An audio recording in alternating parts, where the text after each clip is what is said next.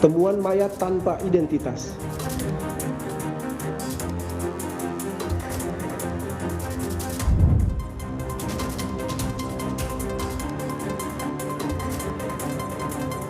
Anggota TNI Gadugan tipu warga.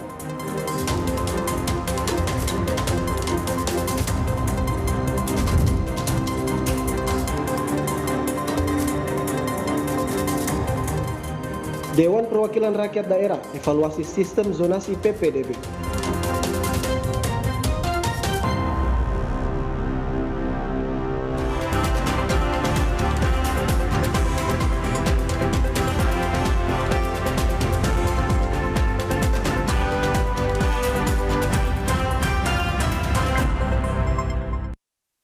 Selamat malam pemirsa, program Maluku Utara hari ini kembali hadir untuk mengisi ruang informasi Anda. Edisi Selasa 16 Juli 2024, kali ini bersama saya Cetiza Lumingkewas. Beragam informasi menarik telah masuk ke redaksi kami dan inilah informasi selengkapnya dalam Maluku Utara hari ini.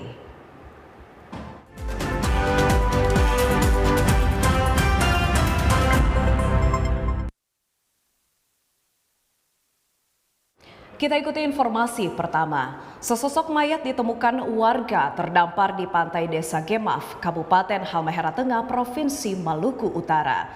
Polisi belum dapat mengidentifikasi jenazah karena telah membusuk.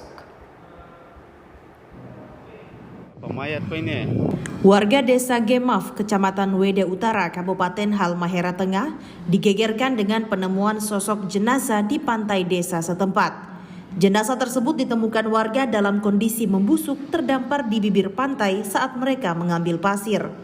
Penemuan tersebut membuat warga beramai-ramai menuju lokasi untuk melihat jenazah. Kejadian ini kemudian dilaporkan kepada aparat kepolisian. Polisi yang tiba di lokasi langsung melakukan olah tempat kejadian perkara dan membawa jenazah untuk diidentifikasi. Dari Maluku Utara, kontributor TVRI Ivan Gusti melaporkan.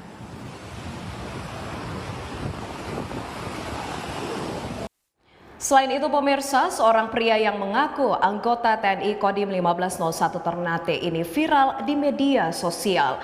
Pria tersebut mencoba menipu korban dari jarak jauh dan meminta mengirimkan uang jutaan rupiah sebagai tanda jadi pengurusan STNK dan BPKB sepeda motor. Nanti kalau motor Bapak Seorang pria menggunakan kaos loreng ini terang-terangan mengaku dirinya adalah anggota TNI dari Kodim 1501 Ternate. Dalam percakapannya, pelaku mendesak korban bernama Sofyan asal Kabupaten Halmahera Selatan untuk mentransfer uang sebesar 4 juta rupiah setelah berhasil menawarkan sepeda motor kepada korban. Pelaku juga menyatakan akan bertanggung dalam pengurusan pengiriman motor ke tempatnya sambil menunjukkan identitas sebagai anggota TNI. Upaya penipuan yang dilakukan pelaku terhadap korban tidak berhasil lantaran korban mencurigai gelagat yang bersangkutan.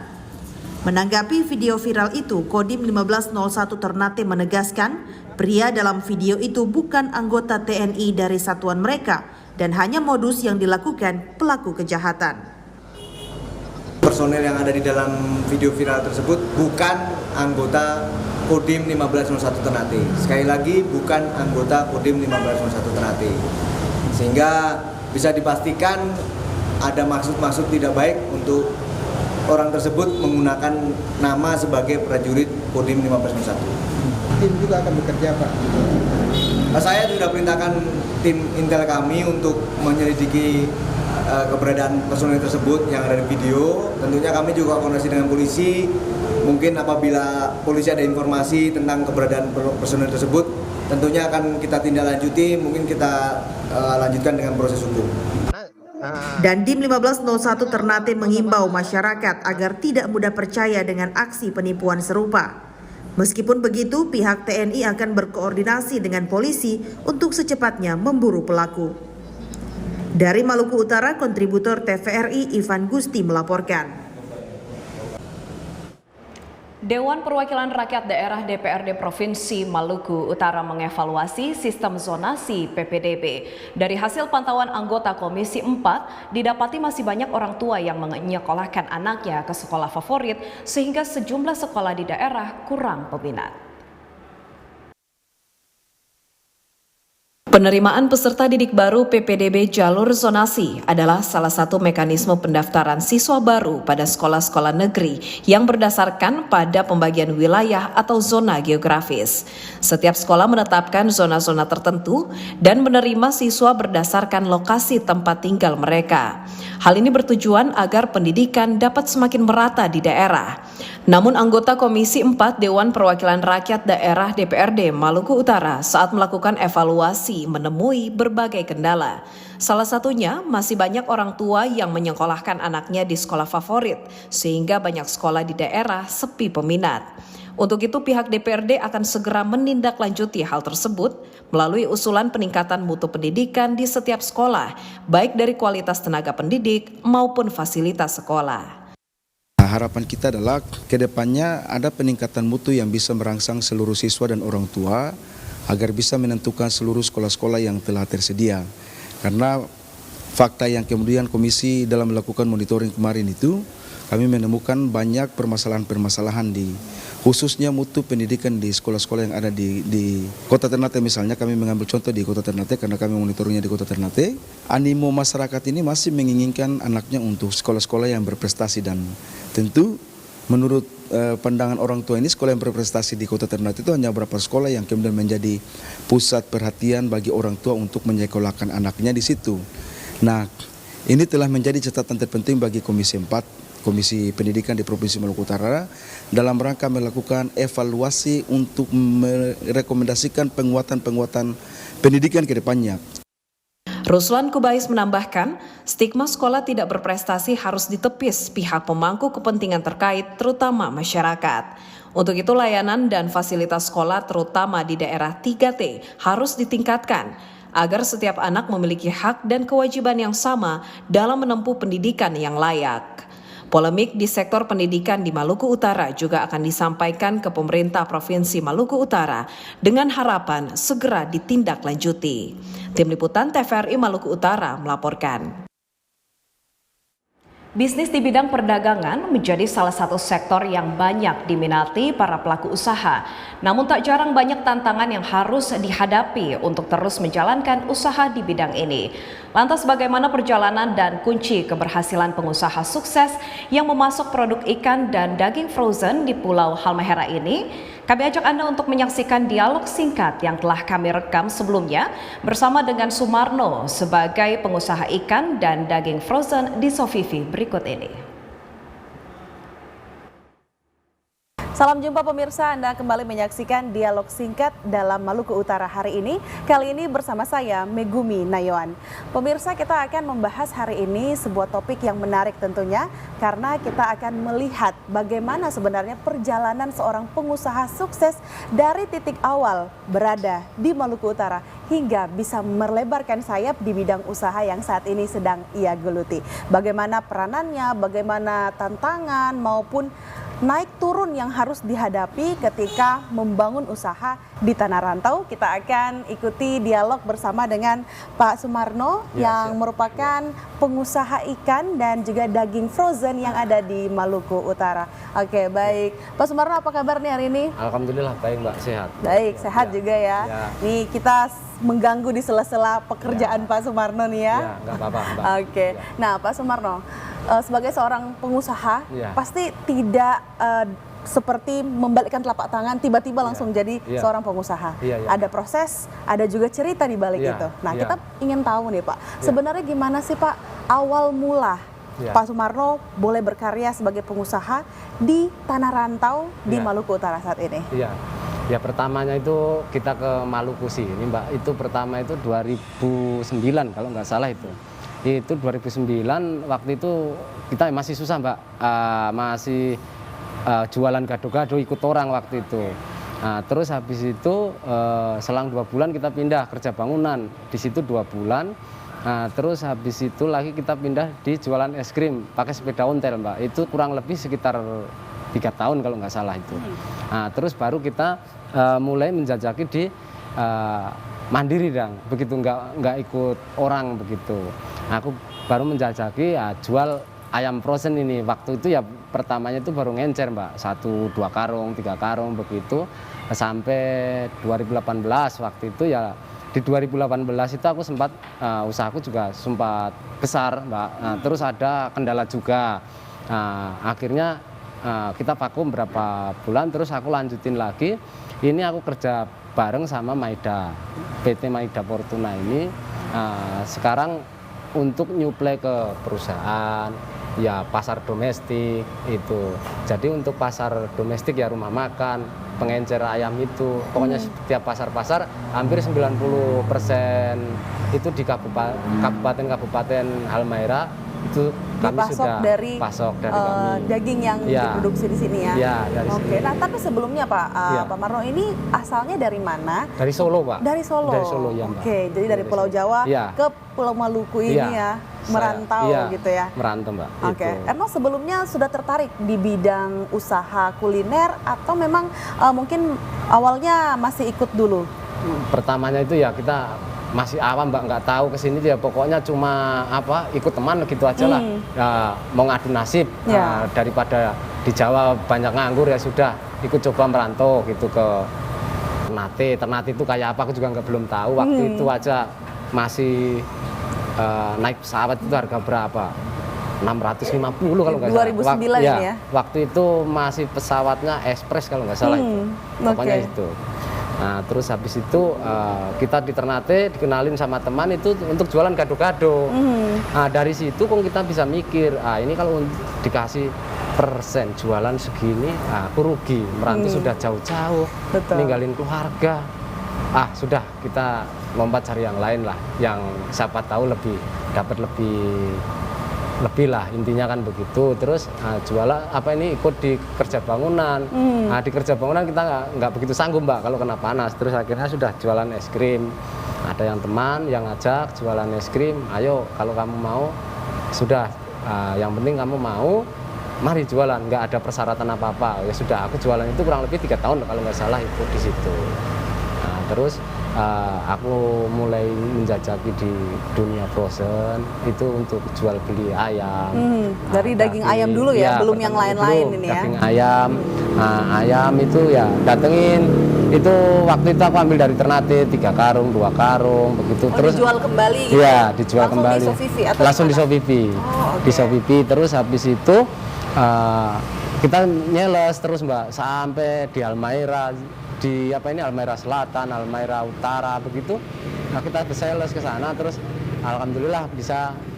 Waktu itu ada bos yang percaya saya, bisa datengin ayam itu 1 kontainer itu. Jadi dalam 1 bulan itu bisa sampai habis 2-3 kontainer waktu itu. Terus sempat vakum, yaitu usahaku menurun di 2018. Itu karena ada kendala lah, Mbak, intinya kan gitu ya, antara ada naik turun ada naik turunnya usaha. Terus habis itu. Tapi sebelumnya Pak, ini modal waktu rintis usaha yang frozen ini berapa awalnya? Ya, kalau kayak saya ya, Mbak ya, itu aku cuma begini, Mbak. Kalau untuk modal itu, bagiku tuh aku nomor 2, Mbak. Aku itu. Yang penting itu kayak contoh, Mbak, misalnya sampean ada ayam, aku ambil di sampean, Mbak, kita mau kerjasama. Aku ambil ayam di sampean dulu, nanti sudah jadi duit baru kita bayar itu. Jadi aku modalnya itu kalau kayak kita, bagiku modal itu nggak nomor 1, Mbak, aku nomor 2. Berarti modal kepercayaan. Iya, itu pokoknya modal nekat intinya gitu. Nah itu. Oke. Jadi berarti dari skala kecil, habis itu lama-lama sampai berapa kontainer di bawah. Iya, itu. Jadi menyeberang lagi gitu ya, dari Ternate ke Sovivi. Iya, kalau untuk trackingnya itu dari Ternate sekarang kan 1 kontainer itu 2 trek, 2 trek auto lintas itu. Nah, itu. Nah, tapi setelah di 2018 yang sempat mungkin terkendala, itu memang berhenti sama sekali? Iya, berhenti, Mbak. Memang berhenti sama sekali, berhenti total? Iya, apalagi terus habis itu kan kena COVID itu. Nah, kena COVID itu tambah parahnya di situ. Nggak bisa gerak kemana-mana. Nah, terus alhamdulillah 2022 ini kita nyoba, ini kita coba-coba saja, Mbak, masuk ke IWIP. Ngajuin proposal ke sana sama company profilnya sini. Alhamdulillah diterima sana, penawaran, kita bikin penawaran, diterima. Terus habis itu kita sudah masuk di WIP, habis itu kita masuk lagi di PT Hilcon. Yang di Hilcon ini baru di situ dapat jadi vendor di sana, itu semua itemnya yang kebutuhannya logistiknya PT Hilcon itu diserahkan di kami. Oke, begitu. jadi yang menyuplai produk-produk Ya, itu makanannya punyanya. dari Pak Sumarno Iya, semua. Nah, gitu. itu Pak Sumarno waktu itu masih sendiri kah atau sudah membentuk tim atau sudah Waktu membentuk itu pertama grup itu gitu? aku masih sendiri, Mbak. Memang sendiri? Iya. Waktu itu memang sendiri, Dipasok cuman dari Ternate. iya, waktu itu cuman ambil di lokalan. Terus habis itu semakin berkembang, terus kita digandeng sama Maida, PT Maida. Terus Itu di mana, Pak? di sini digandeng sama itu, ayo kerja bareng begini, ayo sudah oke. Aku begitu. Nah, terus kayak ikan itu ya 1 bulan itu bisa 3 lah Mbak, 3 kontaineran lah 3 untuk saat ini kontainer. ya, ikan Itu berarti dasar dikirim dari Jawa. semua? Iya, dari Jawa. Oke. Untuk nila, ikan nila, lele, ikan dasar sama bakso sapi begitu tuh dari Jawa. Itu kalau untuk Kalau yang daging frozennya dari mana? sama dari Jawa. Oh, semua dari Jawa? Iya, yang enggak itu cuma kayak ikan bubara, terus ikan surihi, ikan yang lokal sini, ikan kembung itu aku ambil di sini, ikan cakalan begitu. Oh, oke. Gitu. Jadi dikombinasikan gitu ya, Iya. ada yang dari Jawa, Iya. ada yang dari lokal juga. Iya, Nah, betul. sekarang Pak, kalau boleh tahu berapa banyak mungkin stok yang sudah bisa disiapkan di Sofivi ini sendiri? Ya, kalau untuk saat ini Mbak, ini tadi juga mobil baru berangkat, jadi itu setiap 1 minggu itu bisa sekitar kurang lebih itu 24 sampai 30 ton. Itu untuk ya mix ya Mbak ya, untuk ayam, Ya. daging sapi, ikan, itu pokoknya sudah campur ya sekitar untuk 1 minggunya segitu. Itu kurang lebih sekitar itu. Itu ditampung semua di sini? Iya, di sini. Sudah memiliki fasilitas memadai Pak di sini? Ya, kalau untuk saat ini begini Mbak, kadang itu langsung dioper di trek karena di sini kan penampungannya nggak muat. Di sini kadang kan penampungan 48 ton. Tapi kalau kita paksa 48 ton kan nggak mungkin. Ya. Nanti kualitas barangnya juga nggak bagus. Jadi yang trek dari Ternate langsung disambung trek lanjut ke perusahaan. Baik, jadi sekarang memang sudah sangat berkembang gitu Iya. ya dengan banyak relasi. Ya, alhamdulillah, Apa sih Mbak. sebenarnya kuncinya Pak Sumarno? Ini supaya Iya. usaha kita bisa berkembang dengan pesat. Ya itu yang penting itu intinya itu begini Mbak, kalau orang usaha itu yang penting kita ada kemauan, terus ulet di situ, terus kita pun juga harus loyal sama customer, intinya kan begitu Mbak. Jadi kita harus pokoknya sama customer itu, biarpun customer begini-begini ya sudah kita iyain saja, terus nggak usah marah-marah begini, ya itu saja. Pelayanan Ya, itu nomor pelayanan, 1 iya berarti itu, ya? iya. Oke, Itu baik. Mbak. Nah, jadi kalau untuk saat ini omset yang sudah bisa diraup kalau dibanding dari yang awal sebelum 2018 itu kira-kira perbandingannya bagaimana Pak? Ya beda-beda tipis lah Mbak, itu. Kalau untuk saat ini sama yang 2018, itu untuk margin pendapatan itu masih tinggi di 2018 itu Mbak, waktu iya? itu. Iya, kalau itu. Itu kalau value pendapatan untuk yang 2018 ke bawah ya Mbak, itu value pendapatannya itu perusahaan itu kita itu sekitar ya kurang lebih itu dalam 1 bulan sekitar 6 kali 4 itu 15 sekitar hampir untuk per bulannya yang 2018 ke bawah itu kurang lebih hampir sekitar 3,4 per bulan 3,4 waktu itu ya. Ini untuk omsetnya ya? Ya, untuk omsetnya. Nah, terus untuk saat ini di sekitaran ya sekitar kurang, kalau untuk yang ke perusahaan atau domestik ini Mbak? Untuk domestik di sini saja Pak? Nah, kalau untuk domestik ya sekitar 1,5 lah. 1,5. Untuk ya. Tapi kalau untuk yang ke perusahaan ini yang besar Mbak. Iya. Kalau saat ini yang Karena memang perusahaan permintaannya besar ya. karena perusahaan ini kan juga ada relasi dari PT Maida juga kan. Nah, itu kalau itu besar. Nah, tapi untuk pasar domestiknya itu sekitar 1,5 untuk saat ini. Tapi kalau untuk pasar untuk ke perusahaan itu bisa lebih itu Mbak. Baik, berarti Gitu. sekarang sudah banyak mempekerjakan orang gitu ya Pak ya? Ya kurang lebih ada 12 orang Mbak. 12 orang. Iya, sama yang di rumah makan sana. Itu pokoknya yang aku tuh cari orang kerja itu yang penting itu begini Mbak. Aku nggak harus pendidikan tinggi enggak. Yang penting kamu mau kerja di situ daripada nganggur, ayo kerja. Aku buka lah, ya. Aku buka lapangan kerja. Yang penting kamu jujur, aku pun ya pokoknya aku anggap kamu itu adik-adik saya, terus kalau kamu lebih tua dari saya, aku anggap kamu sebagai orang tua saya, aku gitu aja. Nah, jadi daripada nganggur, main nggak jelas, sudah kita bukakan lowongan kerja. Kalau kamu mau jualan pentolan keliling, kita siapkan. Dari mulai armada motornya, dari gerobaknya kita siapkan. Aku nggak apa-apa, aku gitu. Aku pun juga nggak harus ambil untung tetap produktif gitu ya, Pak. Itu. Oke, baik. Nah, ini tanpa terasa sudah berada di penghujung dialog kita. Mungkin ada harapan dan juga imbauan yang mau disampaikan kepada pemirsa yang saat ini menyaksikan. Ya, untuk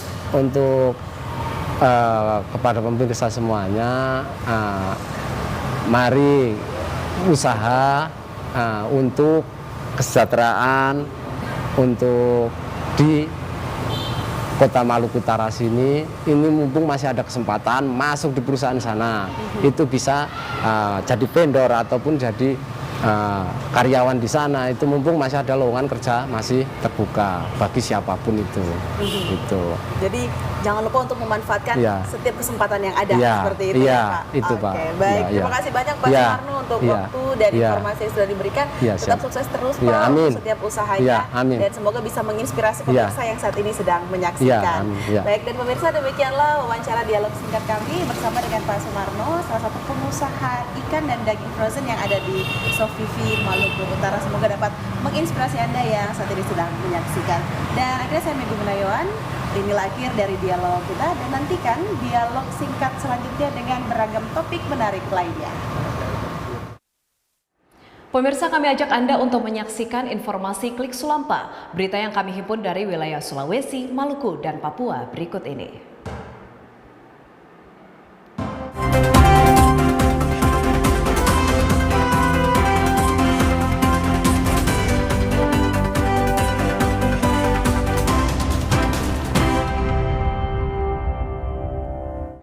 Kami awali informasi Klik Sulampa dari Provinsi Maluku.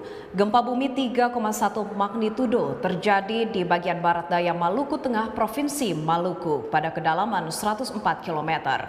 Gempa bumi yang terjadi di laut tersebut tidak berpotensi tsunami.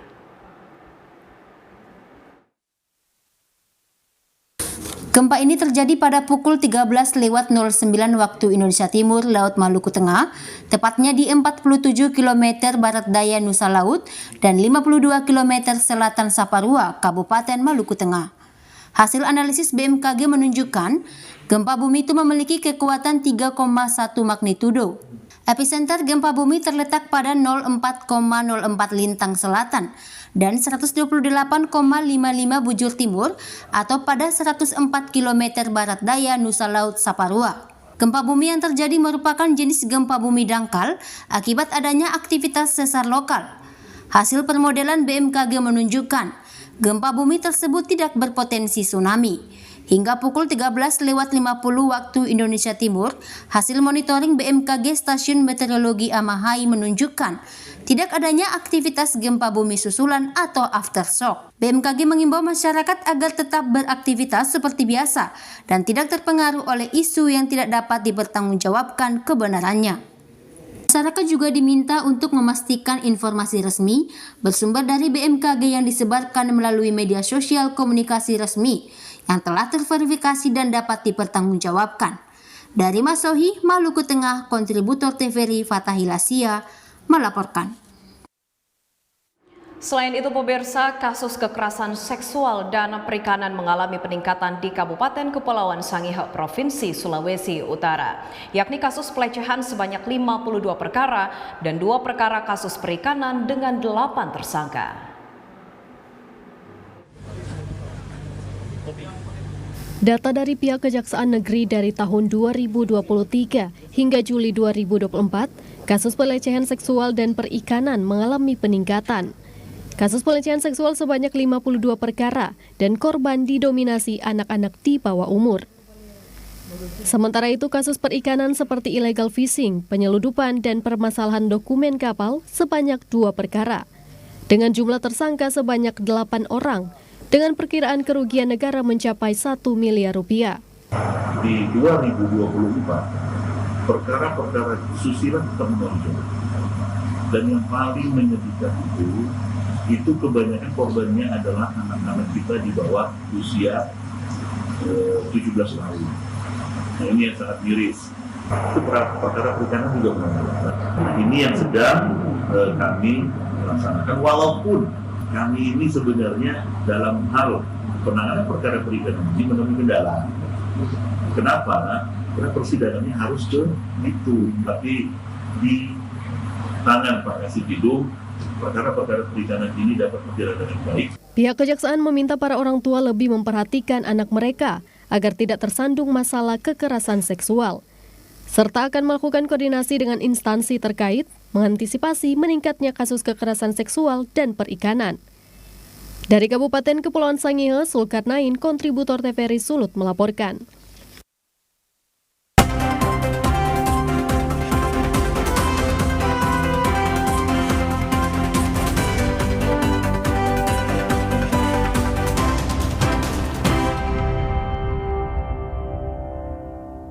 Pemirsa, kini kami ajak Anda untuk menyaksikan informasi perakiraan cuaca Maluku Utara untuk edisi besok 17 Juli 2024 berdasarkan data dari Badan Meteorologi, Klimatologi, dan Geofisika Maluku Utara.